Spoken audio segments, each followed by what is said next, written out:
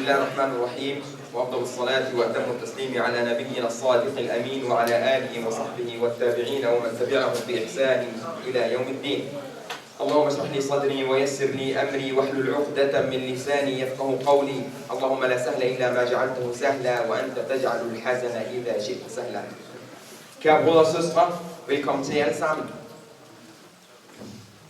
Vi står her igen i dag. Igen med overfor den dejligste menneske, som er blevet skabt her på jorden. Nemlig vores elskede profet, Muhammad sallallahu alaihi wa sallam.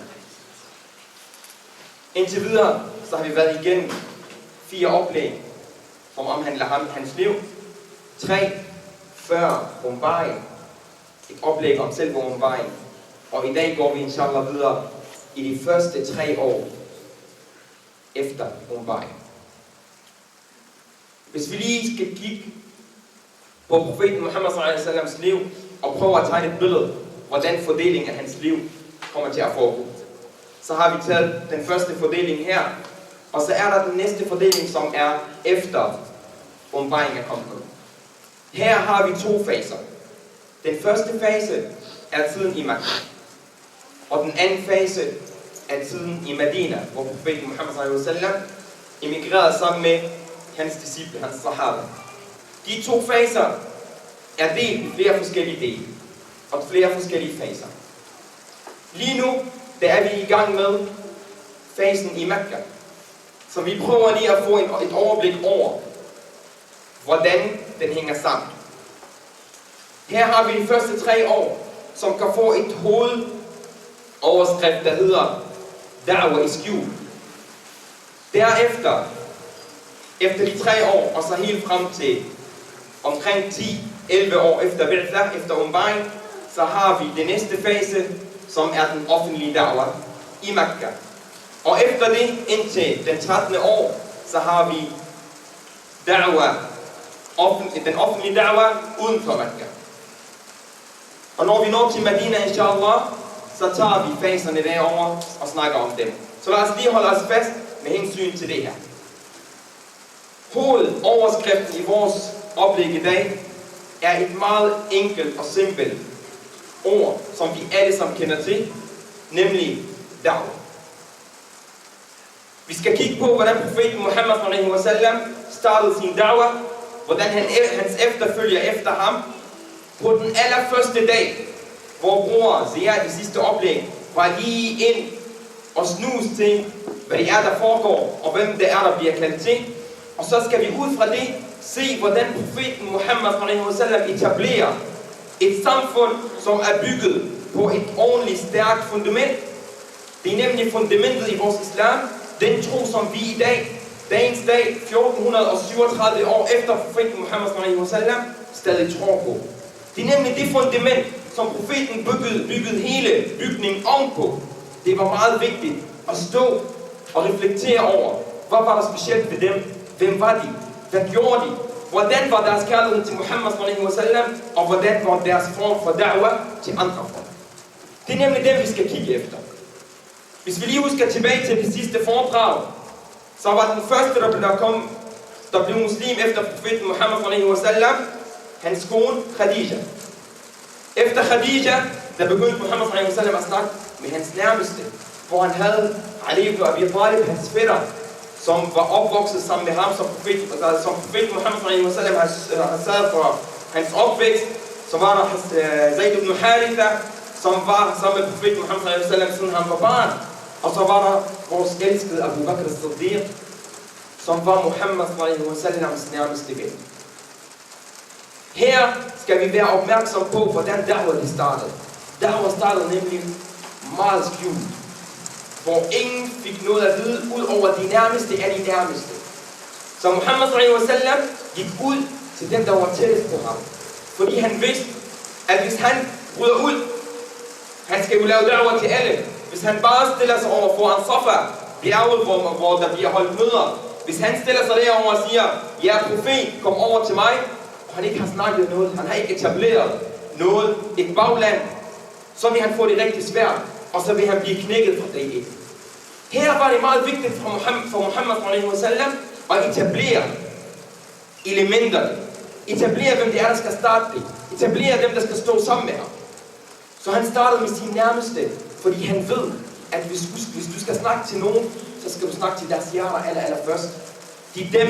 Det er der, du når hurtigst til folk.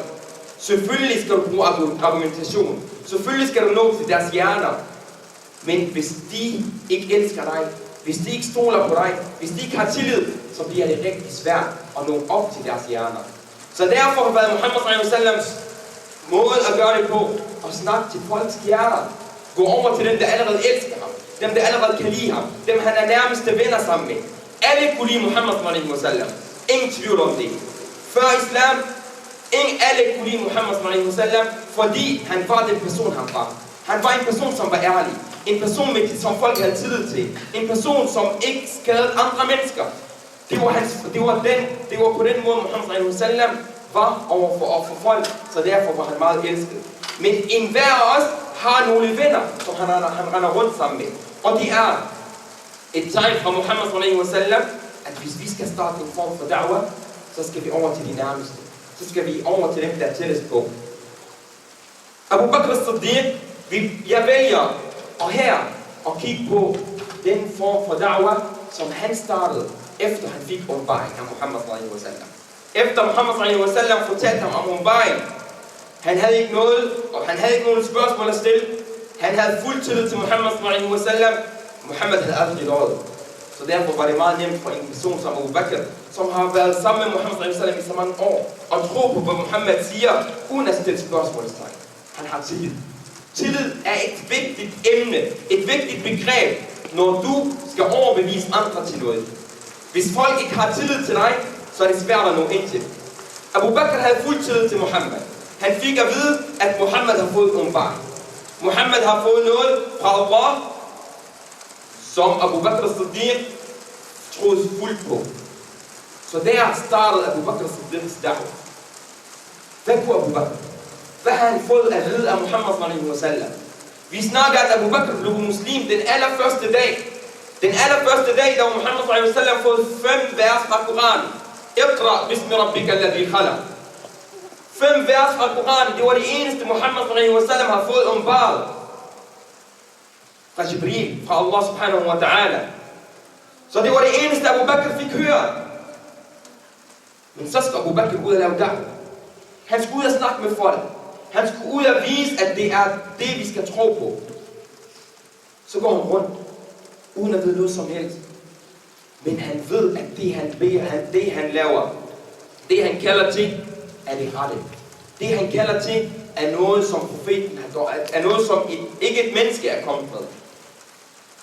Og så gik Abu Bakr as-Siddiq og lavede en da'wah, som om det var ham, der havde fået åbenbaring. Det er det, der er vigtigt. Det er det, der er specielt ved Abu Bakr as-Siddiqs da'wah. Han lavede en da'wah, han kaldte folk, som om det var ham selv, der havde fået åbenbaring af Gud. Det var det, der gjorde, at Allah subhanahu wa ta'ala gjorde hans ord rigtig stærke over for dem, han snakkede med. Abu Bakr gjorde præcis det samme, som Muhammed s.a.v. han gjorde, nemlig at gå over til de nærmeste af de nærmeste. Så han gik ud til folk, og jeg nævner lige nogle navne, og prøver at tænke over, hvem de er. Uthman bin Affan, Az-Zubayr ibn al-Awwam, Talha ibn Ubaydillah,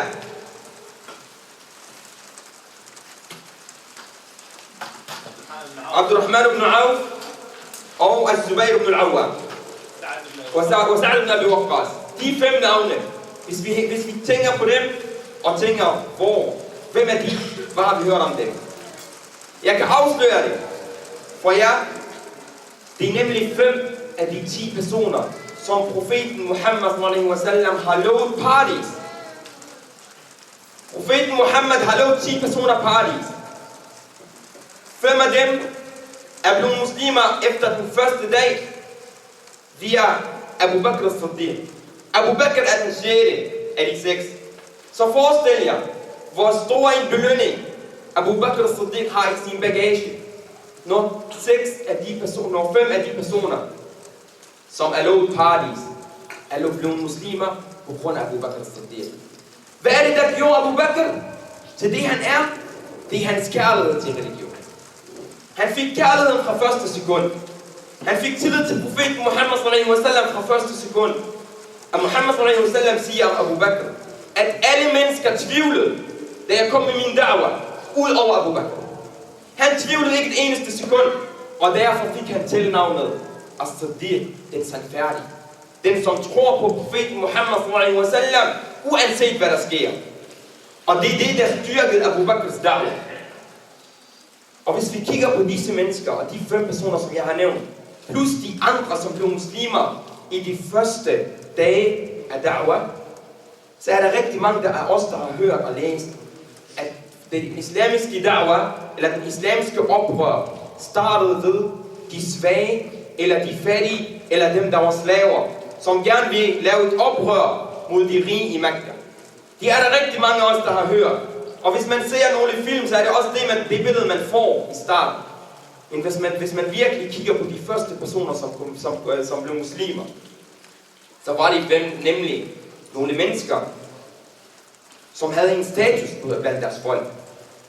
Abu Bakr as-Siddiq var en af de allerrigeste. Var en person, som havde meget viden. En person, som havde penge. En person, som i vores forstand lige nu havde et studie. Havde noget, som folk kan komme tilbage til ham med. Så folk havde tillid til Abu Bakr. Abu Bakr as-Siddiq var en person, som folk havde tillid til. Så hvis vi skal prøve at sammenligne os selv, eller stille os overfor, hvordan bliver vi ligesom Abu Bakr? Hvad skal vi have af redskaber, så vores da'wah kan nå ud til folk, på samme måde som Abu Bakrs da'wah nåede ud til folk? Abu Bakr havde viden og penge. Penge er ikke særlig vigtigt for os her, hvor vi er nu, når du skal snakke til andre folk. Hvad kigger folk op til? Hvem vil folk lytte til? Folk med viden. Folk, der har et studie inden for et område. Så det er et tegn på, hvis du gerne vil nå ud til folk, hvis du gerne vil have, at folk skal komme over til dig, så er det meget simpelt. Du skal have noget viden, som folk kan lytte til. Noget, så folk får tillid til det, du snakker om. Tillid er et meget vigtigt begreb. Jeg nævner det igen og igen og igen. Jeg kommer til at høre det rigtig mange gange i dag. Tillid er et rigtig vigtigt begreb, når du skal nå ud til andre. Når folk kan komme over til dig, så er det vigtigt, at de har tillid til dig. Og hvordan skaber du tillid? Udover din sandfærdighed, udover den måde, du handler med andre folk med, det er, at folk kan se op til dig, og folk kan sige, at den person har et vis form for viden, som vi skal søge. Så på den måde, så når du nemmere ind til folk, og så har folk nemmere ved at lytte til dig. Så det er et kald til alle, som er her i salen, og som folk der hører os, og til jeres venner. Det er, hvis I gerne vil nå ligesom Abu Bakr as-Siddiq, så skal I sørge for, at I har en uddannelse. Så skal I sørge for, at I er aktive borgere i samfundet. Så skal I sørge for, at I viser det rigtige budskab fra islam. Derfor, kære bror og søster, hvis du virkelig vil stræbe på at vise islam sådan, som den virkelig er, så er det vigtigt, at du har disse elementer på plads. Det er vigtigt, at du skaber folks tillid til dig. Det hjælper ikke, at du står og snakker til folk, når folk ikke vil lytte til dig. Det er det, som hovedelementer i den første generation af islam bygget op på. En anden ting, hvis vi også kigger på disse mennesker, som konverterede til islam som de allerførste, så var der nemlig noget, der var meget specielt ved dem. Nemlig deres alder. Hvis vi lige reflekterer over, hvor gamle de var, så har vi Uthman bin Affan, 28 år. Zubayr ibn al-Awwam, 16. Sa'd ibn Abi Waqqas, 17. Talha ibn Ubaydillah var en af de ældste, han var 30. Så hvis vi lige skimmer deres alder igen, så finder vi ud af, at de er et vigtigt element i et samfund, nemlig ungdomsalderen. Hvorfor har profeten sallallahu alaihi wasallam og hans folk rundt omkring ham i starten søg de unge for at etablere samfund på dem. Nogen, der kan komme med noget svar eller kvalificeret gæt. Hvorfor de unge? Hvorfor gik han ikke til Abu Sufyan, til Abu Jahl, til hans onkel Abu Talib, som havde et højt status? Det kunne have været meget nemmere, hvis han bare gik til de ældre.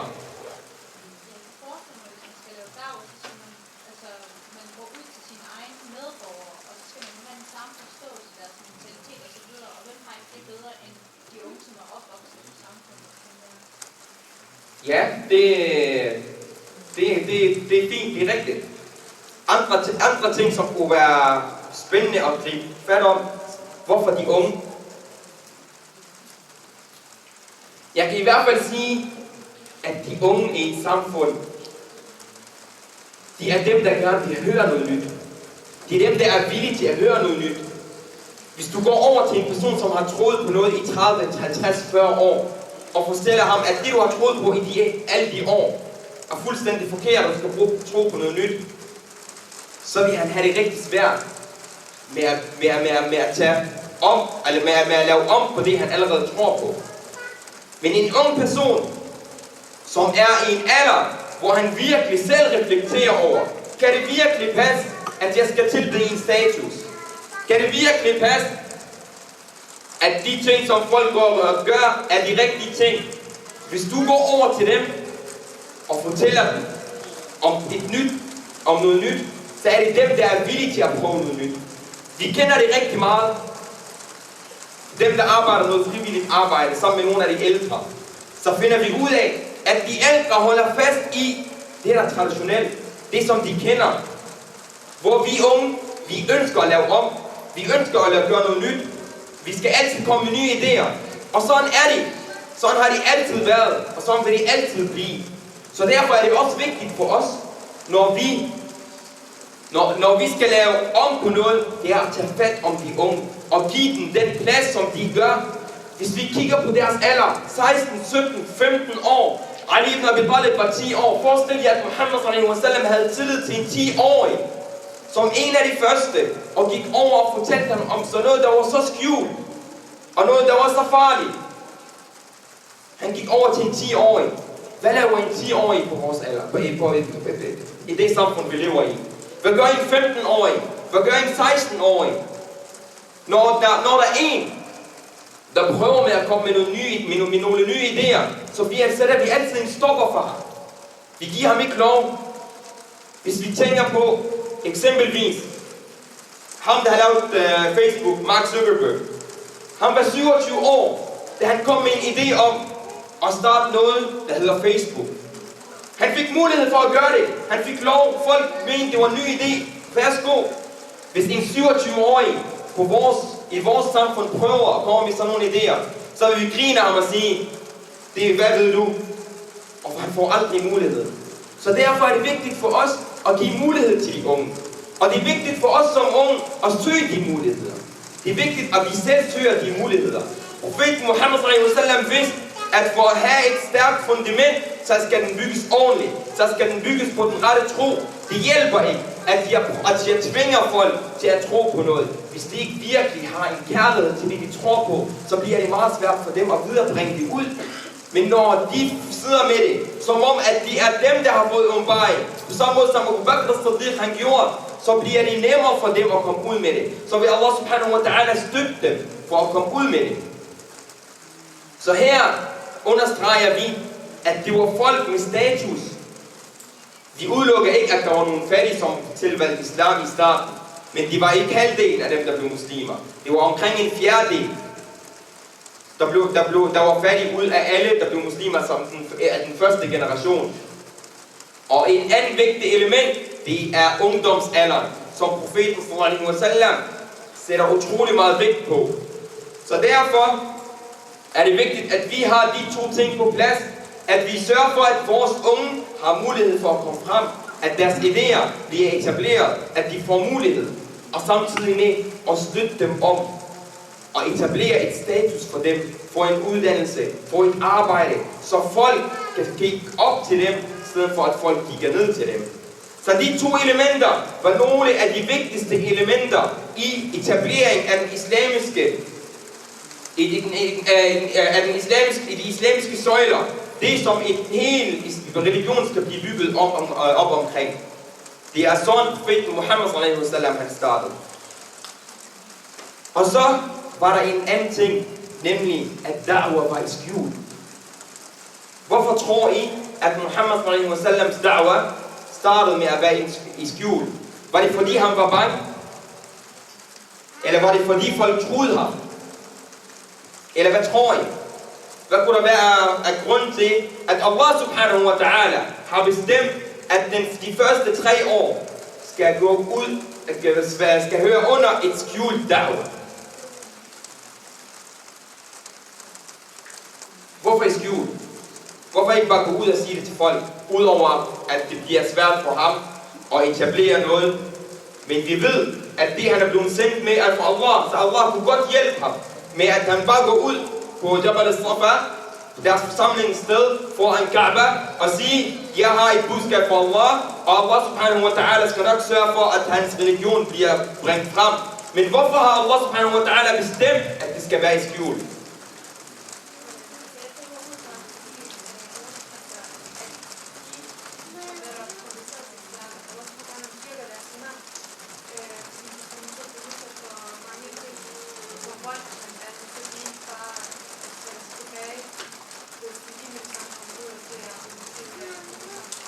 Ja, det er fuldstændig rigtigt. Det er fordi, at dem, som bliver muslimer i starten, hvor de lever de er i gang med at lave et oprør. Og vi ved udmærket godt, når en mindre gruppe prøver at lave et oprør, så bliver det undertrykt. Så får de, så er der rigtig mange der efter dem. Og for at komme af med dem der efter dem, så kræver at for at de kan holde på de idéer, som de kommer med, så er det vigtigt, at de får etableret en tro, et fundament, et stærkt fundament, så Allah subhanahu wa ta'ala kan styrke iman i deres hjerter, så de holder fast, hvis de virkelig kommer til at stå over for folk, der undertrykker dem. Hvis vi skal drage en parallel til, hvad kan vi bruge det, og hvorfor har Allah subhanahu wa ta'ala bestemt, at det skal gå i forskellige faser, at da'wah skal være i forskellige faser, at profeten Muhammed sallallahu alaihi wasallams liv var inddelt i flere forskellige faser. Det er fordi, fra profeten Muhammed sallallahu alaihi wasallam til vores dag, så befinder muslimer i flere forskellige steder, flere forskellige årstal. Nogle har de godt haft frihed til at tro det, de har lyst til at tro på, men der er også nogen, som bliver undertrykte, fordi de tror på det, de tror på. Så Allah subhanahu wa ta'ala vil også give dem, som bliver undertrykt, en mulighed for, at de også skal lave en da'wah i skjul. De også skal tilbede Allah subhanahu wa ta'ala i skjul, uden at de behøver at vise det frem. Så vi skal altid sørge for at sammenligne og kombinere og tænke på, hvilken situation står vi i forhold til profeten Muhammed sallallahu alaihi wasallam, og derfra drage paralleller. Jeg kan ikke komme og drage en parallel, når jeg er i et land, som eksempelvis er undertrykt som muslim. Gå over og drage paralleller i, hvordan profeten Muhammed sallallahu alaihi wasallam agerede, da han var i Medina. Da profeten var i Medina, der havde han et stat. Der havde han et stort bagland, som stod sammen med ham. Han var et stærkt magt. Der er der noget. Og den form fra da'wah, som profeten lavede i Mekka, var noget helt andet. Så derfor er det vigtigt, når jeg skal kombinere, når jeg skal drage paralleller fra mit liv til profeten Muhammed sallallahu alaihi wasallams liv, og vælge de rigtige faser, som profeten levede i, hvor jeg kan drage paralleller. Det er noget vigtigt, vi kan få ud af den da'wah, eller den inddeling af de forskellige faser, som profeten Muhammed sallallahu alaihi wasallam kom med. Hvad skete der så i de 3 år? Nu har vi snakket om den første generation. Hvem er den opbygget af? Hvem er det, der startede det? Og hvordan de var over for hinanden. Men hvordan styrkede de deres iman? Hvordan blev deres iman stærkere? Hvordan fik de den tro til og kærlighed til det, som Muhammed sallallahu alaihi wasallam kom med? Meget hurtigt. Muhammed sallallahu alaihi wasallam havde inddelt dem i flere forskellige grupper. Små grupperinger, hvor de kunne mødes i skjul, tilbede Allah subhanahu wa ta'ala, lære hinanden Koranen, Det eneste, de fik, det eneste, de havde fået, det er Koranen, de forskellige vers, som profeten Muhammed sallallahu alaihi wasallam fik tilsendt, og de ting, som Muhammed sallallahu alaihi wasallam har sagt til dem. Og nu når vi snakker om åbenbaring, og de ting, som Muhammed sallallahu alaihi wasallam har fået, så er der faktisk flere forskellige former for åbenbaring, som profeten Muhammed sallallahu alaihi wasallam fik, fordi der er rigtig mange, der kan stille sig selv spørgsmålet. Hvordan kan Muhammed sallallahu alaihi wasallam gå ud og lave da'wah, efter han kun har haft de 5 vers, som han fik fra Surat al-Alaq? Der er jo ikke noget, han kan sige, at hvor har han fået den tro, som han har? Hvor har han fået alle de ting, som han gik ud og fortalte til folk? Der er rigtig mange, der kan stille sig selv spørgsmålet. Profeten Muhammed sallallahu alaihi wasallams da'wah, som sagt, er inddelt i 6 forskellige former. Den første, de er de drømme, som profeten fik, før han fik åbenbaring. Hvor han begyndte at drømme, hvor det han drømte begyndte at ske. Det var den første form for åbenbaring. Den anden form for åbenbaring var det, som Allah subhanahu wa ta'ala har sendt direkte til Muhammeds hjerte, til profetens hjerte, uden at der har været et bindeled, uden at han har snakket til profeten Muhammed sallallahu alaihi wasallam. Noget, som han har lagt i sit hjerte. Og her finder vi spørgsmålet på, hvor har Muhammed sallallahu alaihi wasallam fået al den viden om Allah, og som han har fået af de ting, som ikke står i Koranen i de første vers, han har fået. En tredje ting, det er, hvor Jibril alaihi salam kommer ned til ham i et menneskets skikkelse, hvor han kommer og fortæller ham de forskellige vers af Koranen. Og så er der den form, hvor Jibril alaihi salam kommer ned i en engelskikkelse og giver ham da'wah.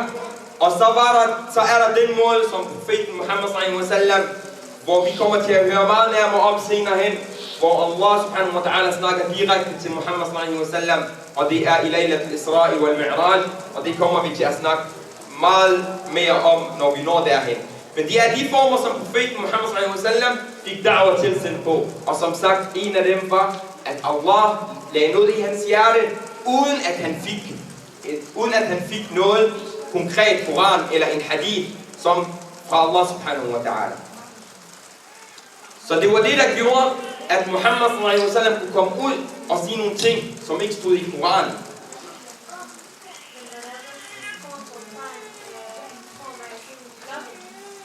Det var den 6., som jeg ikke havde nævnt. Jeg har vist kun nævnt 5, og det var den 6., hvor det var en form af, som han hører et højt lyd, en form af, som du nævner, en form af en klokke, som gjorde, at han fik, han gik i panik, han fik det meget hårdt, og det er som om han fik en streg, og han fik som om han bliver ramt af noget, der er rigtig, rigtig stærkt. Det var den 6. form for da'wah, fra åbenbaringen. Jeg havde vist kun nævnt 5, og det her det er den 6. Det er rigtigt. Så Muhammed sallallahu alaihi wasallam begynder at dele i forskellige grupper, hvor de begynder at mødes og lære hinanden de ting, de lærte af profeten Muhammed sallallahu alaihi wasallam. Og de startede med at mødes i Khadijas hjem. De startede med at møde i profeten Muhammed sallallahu alaihi wasallams hus, der hvor han levede sammen med hans kone Khadija. De begyndte at mødes og lære fra profeten Muhammed, styrke deres sammenhold, styrke deres iman, og småt, slet efter lidt, begynder de muslimerne at blive flere og flere.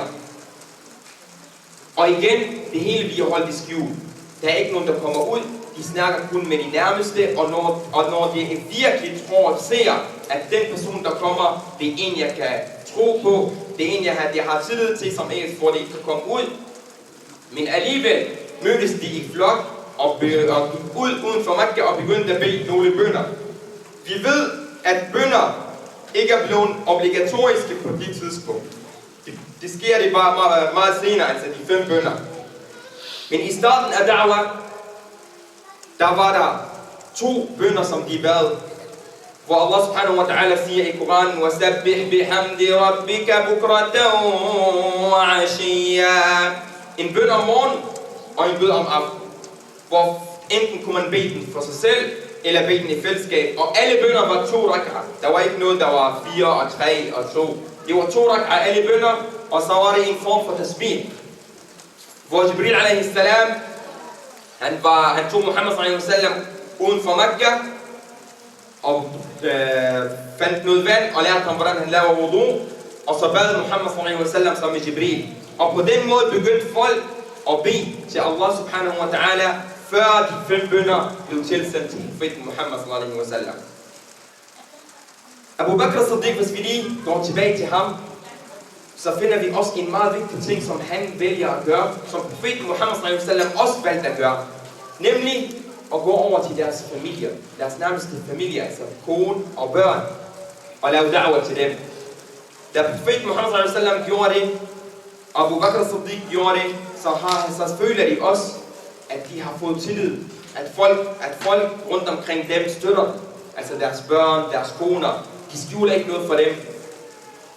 Og det er også et tegn på, at før du går ud og laver da'wah til folk, så er det vigtigt, at du sørger for, at din familie rundt omkring dig er ret troende. Kære bror og kære søster, jeg vil stille jer et spørgsmål. I behøver ikke svare. Jeg vil faktisk ikke høre et svar. Men jeg vil gerne have, at de noget I tænker over.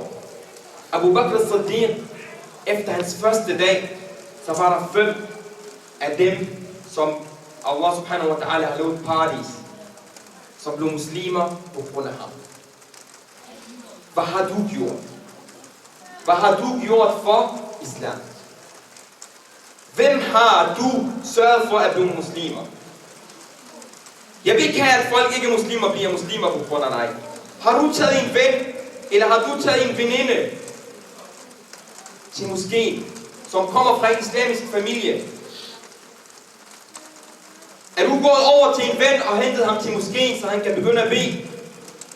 En person, som ikke er blevet opdraget efter de islamiske principper, har du sørget for, at de får det at vide igennem dig? Har du snakket med dine kollegaer eller dine klassekammerater om islam? Har du gjort, hvad profeten sallallahu alaihi wasallam er blevet sendt med? Har du det? Tænk over det og reflekter. Vil jeg egentlig gøre det? Eller vil jeg bare være muslim for at være muslim? Ved du ikke, at du har en pligt som muslim? Og viderebring de budskab, som Muhammad sallallahu alaihi wasallam er kommet med. Grunden til, at der er rigtig mange af os, der ikke gør det, det er fordi, vi tænker kun på os selv. Vi tænker kun på, at vi er muslimer. Vi tænker ikke over, at vi er faktisk budbringere. Islam er ikke sendt kun til os. Islam er sendt til, at vi viderebringer det til folk. Hvordan vil du have det, når du står over for Allah subhanahu wa ta'ala til dommens dag og fortæller din nabo, som du boede ved siden af i 15 år, har du nogensinde fortalt ham noget om islam? Har du nogensinde vist ham, hvad islam er? Har du været et godt eksempel, i det mindste? Jeg ved ikke, at du snakker med folk. Har du i det mindste været et godt eksempel for, hvad islam står for? Har du været ligesom profeten Muhammad sallallahu alaihi wasallam? Har du været ligesom Abu Bakr? Jeg fortæller jer, Abu Bakr as-Siddiq, i løbet af de første dage, der var der minimum 10 personer, som blev muslimer på grund af ham. I løbet af de første 3 dage, 10 personer, som tror på noget, der overhovedet ikke giver mening, kommer til at tro på islam på grund af Abu Bakrs da'wah.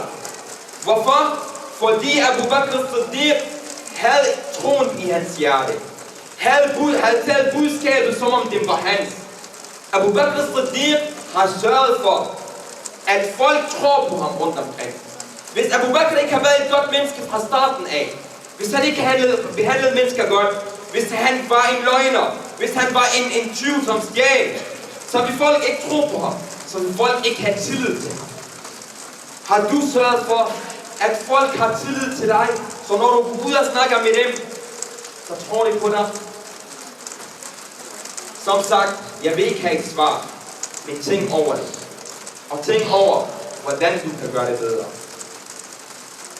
Det er det, der gjorde, og styrkede deres sammenhold. De blev flere og flere, og de voksede op. Og jo flere det bliver, jo sværere bliver det at holde dem i skjul. Så der sker det, at folk i Mekka, som ikke er troende, storhovederne, begynder at høre om, at der er nogen, der begynder at tro på noget, ud over de ting, de tror på. Men de var ligeglade. De tænkte, så længe det er noget, de holder for sig selv, så kan de gøre det. Så længe det ikke er noget, de går ud og prædiker om, så må de gerne tro på det, de har lyst til at tro på. Og de begyndte at sammenligne det med andre, som forlod deres religion. Se førhen i tiden, som forlod deres religion og begyndte at søge skaberen. Quraysh, altså Muhammeds folk, araberne på derværende tidspunkt, troede på, at der kun findes én Gud. De tror på, at Gud er én. Og de statuer, som de havde, de var nogle statuer, som de tilbad, så de kan viderebringe deres tilbedelse til skaber. Så de ved, at det ikke er ham, der har skabt, altså statuen. De ved, at det ikke er de forskellige statuer rundt omkring, der har skabt universet, der har skabt dem. De ved, at er en skaber, men de har ikke valgt at søge ham. Så de troede på, at de folk, som var rundt omkring Muhammad sallallahu, eller de som folk, der begyndte at blive muslimer, var nogle af de folk, som begyndte at søge deres Gud, men så længe de holder det i skjul, så er det ligeglade. Og her er der også en vigtig ting, som vi kan drage en parallel til vores liv,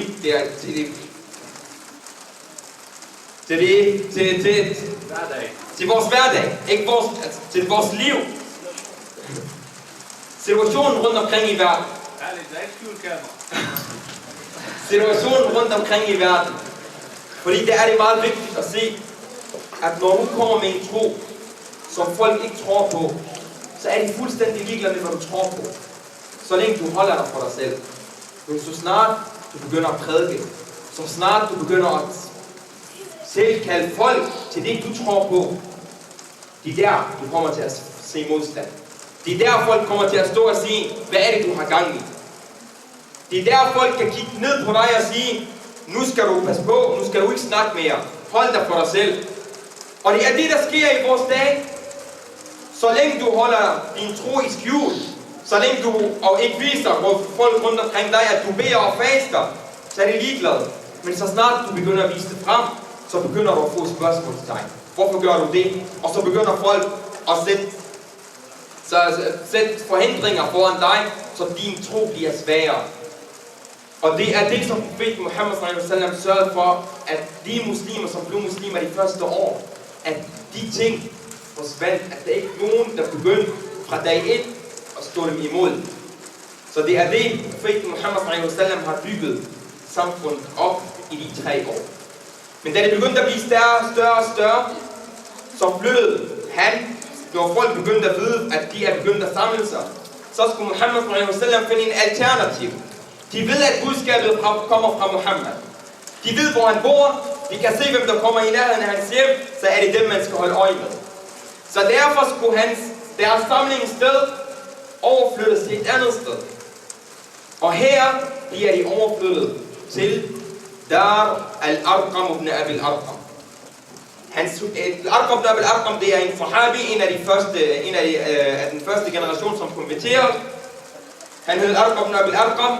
Han havde et hjem, som var lidt fjern fra der, hvor Muhammad sallallahu han boede. Ikke nok med det, han var fra det klan, som var imod profeten Muhammad sallallahu klan. Så de kunne ikke, altså når man skal lede efter dem, man er imod, så går man ikke over til fjenden og leder efter blandt dem.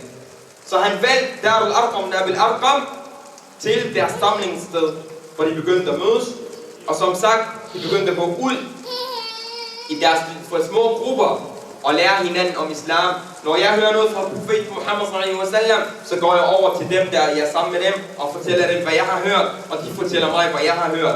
Så forstærker vi vores sammenhold, og så forstærker vi vores iman og vores tro. Så blev du ved, indtil Allah subhanahu wa ta'ala begyndte Allah subhanahu wa ta'ala så, at iman er blevet stærkt blandt folk. at folk er begyndt at få den tillid og den tro på profeten Muhammad sallallahu alaihi wasallam, at de nu kan begynde så småt at komme ud med deres nærmeste. De skal stadig være i skjul. Lige nu skal de stadig være i skjul, men nu skal de gå ud til deres nærmeste og deres familier, og der må de begynde at sige noget højt. Muhammad sallallahu alaihi wasallam fik en åbenbaring, hvor Allah subhanahu wa ta'ala siger til ham: وَأَنذِرْ عَشِيرَتَكَ الْأَقْرَبِينَ. Gå over til din nærmeste familie og fortæl dem om islam. Så Muhammad alaihi salam skulle tænke, skulle vurdere, hvordan han skulle gøre det på bedste vis. Han ved, at han sikkert får rigtig mange, der kommer til at være imod ham. Og folk er begyndt så småt at høre, hvad det er, han kommer ud med. Folk er begyndt at møde ham med nogle dårlige begreber, når de møder ham, om det tro, som han er begyndt at komme med. Så han ved, at der kommer til at ske en modstand. Så han vælger at tilkalde Bani Hashim, altså hans klan, som hedder Bani Hashim, til en middag hjem ved ham, hvor de får mulighed for at spise sammen, og så kan han komme ud med det, som han har lyst til at sige. Han tilkalder dem til mad, de spiser. Når de er færdige med at spise, så kommer hans onkel, Abu Lahab. Han stiller sig op og siger: "O Muhammad, hold den tro for dig selv. Ja, vi gider ikke høre på dig. Vi er ikke stærke nok til at beskytte dig over for alle araber rundt omkring. Så derfor vil vi gerne have, at du holder dig væk fra det, som du står med, fra det budskab, som du kommer med. Der er ikke nogen, der kommer til at støtte dig. Der er ikke nogen, der har skadet sin familie på samme måde, som du har skadet os." Så han startede en dårlig stemning. Han startede en dårlig stemning blandt hans folk. Der er nogen, som begyndte at stå sammen med Abu Lahab og snakke om profeten Muhammad sallallahu alaihi wasallam og det han kommer med. Men Muhammad havde tilkaldt dem til et formål, ikke for at spise, men for at sige noget. Valgte han at gøre det? Det gjorde han ikke. Selvom han havde brugt tid, havde brugt penge på at indsamle 45 personer til middag, det har kostet ham penge, det har kostet ham tid om at etablere det møde. Men alligevel så han, at det ikke var det rette tidspunkt at komme med budskabet ud på. Og her er det også meget vigtigt for os, når vi skal ud med vores budskab. Når du skal snakke med folk, at du vælger det rette tidspunkt. At du vælger en situation, hvor du virkelig kan se, hvor der ikke er dårlig stemning i forvejen. Det oplever vi rigtig meget i vores dagligdag.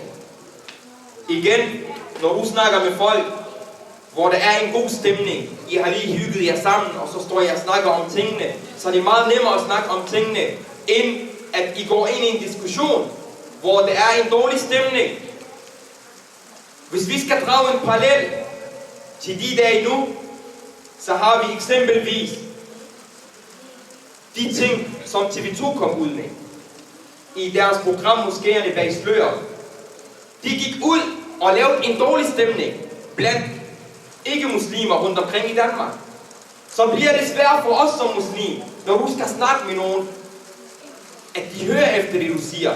Fordi de har allerede en bagtanke om, at det, du siger, ikke passer. Det, du siger, er løgn. Og det var på den måde, som folk begyndte at erobre og kæmpe Muhammad sallallahu alaihi wasallam. Ved at knække folks tillid til ham, og ved at knække de billeder, som han kommer med.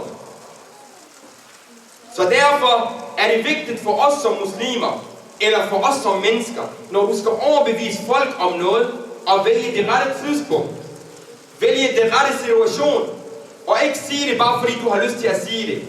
Vent til, at den rette tidspunkt kommer, før du kommer ud med dit budskab. Så Muhammad sallallahu alaihi wasallam valgte ikke at snakke. Han holdt sig tilbage, så spiste folk, og så fik de lov til at gå. Og så begyndte han fra ny at etablere et nyt møde, hvor han skal igen mødes med dem og fortælle dem om hvad de tror, om hvad det er for et budskab, han kommer ud med. Han tilkalder dem igen. De får lov til at spise.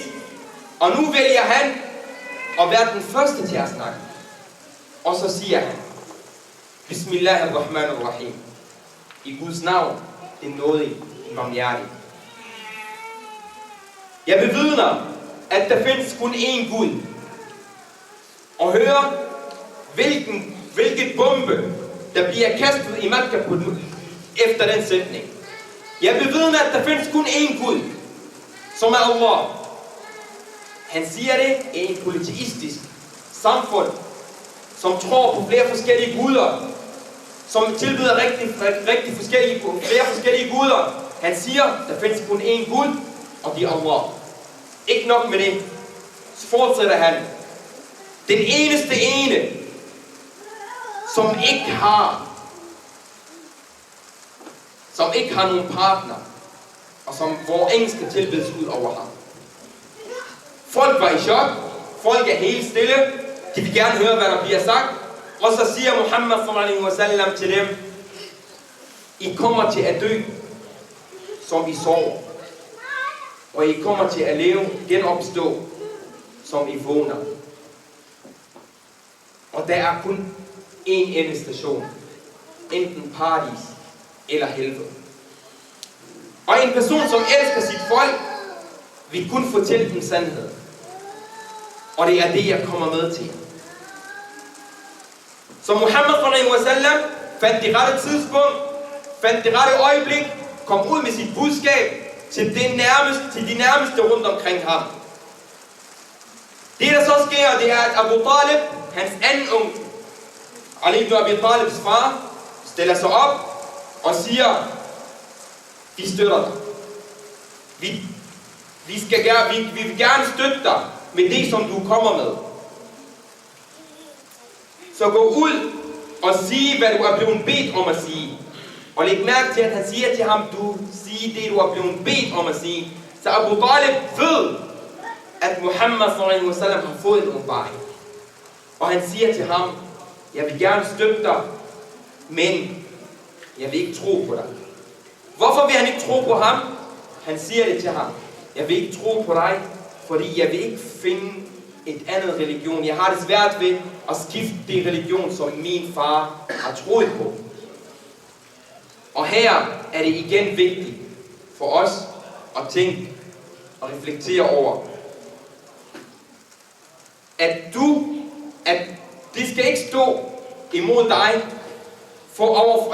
det skal ikke stå i vejen for, at du tror på det rigtige, bare fordi dine forældre troede på noget. Og hvis vi lige kigger på de to onkler, som profeten Muhammad sallallahu alaihi wasallam han havde, Abu Talib og Abu Lahab, de to blev ikke muslimer, men af to forskellige grundlag. Abu Talib blev ikke muslim, selvom han troede på Muhammad. Han troede på budskabet, men det var svært for ham at forkaste de gamle traditioner og de gamle tro. Abu Lahab, hvis vi kigger på hans tale, som han holdt i starten, så siger han, vi er ikke stærke nok til at støtte dig. Så det er frygt, der gjorde, at Abu Lahab ikke blev muslim. Vi er ikke stærke nok.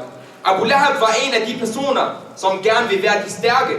Han vil gerne være den stærke, selvom at den stærke tror på noget forkert. Abu Talib har svært ved at frikaste de gamle traditioner og de gamle tro. Og her er det vigtigt for os, de unge, som kommer med måske fra et familie, som ikke er så praktiserende. En søster, som gerne vil have et tørklæde på, hvor hendes mor eventuelt ikke har tørklæde på. Når du snakker med hende og siger til hende, tag dit tørklæde, hvorfor tager du tørklæde på? Så vil hun sige, min mor har ikke et tørklæde. En bror, som vil begynde at bede, og du begynder at snakke med ham, så vil han sige, hvordan skal jeg bede, når min far ikke beder? Kære bror og søster, ikke vær ligesom Abu Talib. Ikke vær ligesom Abu Talib, som gjorde alt for islam. Han gjorde alt for, at islam blev stærk. Han kæmpede imod sin folk på grund af profeten Muhammad sallallahu alaihi wasallam. Men der var én ting, som ikke gjorde, at han kommer i paradis. At han ikke gad at tro. på det budskab, som Muhammad sallallahu alaihi wasallam kom med. Så derfor, kære bror og kære søster, når du står over for et valg, som du skal tage, som måske dine forældre ikke har taget, men du ved, at det er det rette, så tag imod den. Tag det valg. Det er et valg, som du kommer til at stå over for Allah subhanahu wa ta'ala til dommens dag. Så bror og søster, hvis du virkelig er i den situation, så tænk på Abu Talib, og hvad han gjorde for islam, og hvad han endte med at være. Vil du være ligesom Abu Talib, eller vil du være ligesom de folk, som frakastede alt, hvad de troede på, for at tro på Muhammad sallallahu alaihi wasallams budskab? Muhammad alaihi salam, når han hører disse ord fra Abu Talib, og folk rundt omkring Abu Talib begynder at støtte om det, han har sagt. Abu Talib var en person, som folk lyttede til, men Abu Lahab stod op og sagde de samme sætninger, som han sagde i starten, første gang. Så der skete en konflikt mellem de to. Men Abu Talib var den ældste, og Muhammad sallallahu alaihi wasallam fandt ud af, at nu har han sørget for, at han har en bagland. Nu er der folk, der støtter ham, hvis han går ud og siger det til alle folk. Han ved, at hans familie vil støtte ham, selvom de ikke vil tro på ham. Han ved, at hans familie vil stå over for dem, der kommer for at skade ham, selvom at de ikke tror på ham, nogen af dem. Så nu vælger han at gå op til Jabal al-Safa, som jeg har nævnt tidligere i dag, nemlig det sted, hvor de holder deres møder, hvor hvis der bliver kaldt til noget vigtigt, så er det der. Så stiller sig han på Jabal al-Safa, og så siger han: O Bani Hashim, O Bani Abdi Manaf, O Bani Abdillah, og kalder på de forskellige klaner, som boede i Mekka. Folk vidste, at der var noget vigtigt. Der var en grund til, at Muhammad stiller sig deroppe og kalder til folk. Folk begynder så småt at komme. Dem, der ikke kan komme, begynder at sende nogle repræsentanter for dem, fordi de vidste, at det, der bliver sagt nu, er meget vigtigt. Muhammad alaihi salatu wassalam venter til, at alle samler sig rundt omkring ham, og så siger han: hvis jeg fortæller jer, at der er et stort hær bag det af dette bjerg, som gerne vil angribe jer, vil I tro på mig? Så sagde de alle sammen: selvfølgelig vil vi gøre det. Vi har aldrig hørt dig lyve. Du har aldrig sagt noget, der var usandt. Så selvfølgelig vil jeg tro. Selvfølgelig vil vi tro på jer. Så siger han: jeg er Guds budbringer til jer. Og jeg vil gerne sige til jer, at I skal passe på dommens dag, og passe på helvede. Sådan sluttede den skjulte da'wah, og sådan starter den offentlige da'wah. Hvad sker med profeten Muhammad sallallahu alaihi wasallam derefter? Hvordan vil folk acceptere ham? Bliver han slået? Bliver han draget ud af hans land? Alt det her, det hører vi inshallah til næste oplæg af vores bror Ziyad.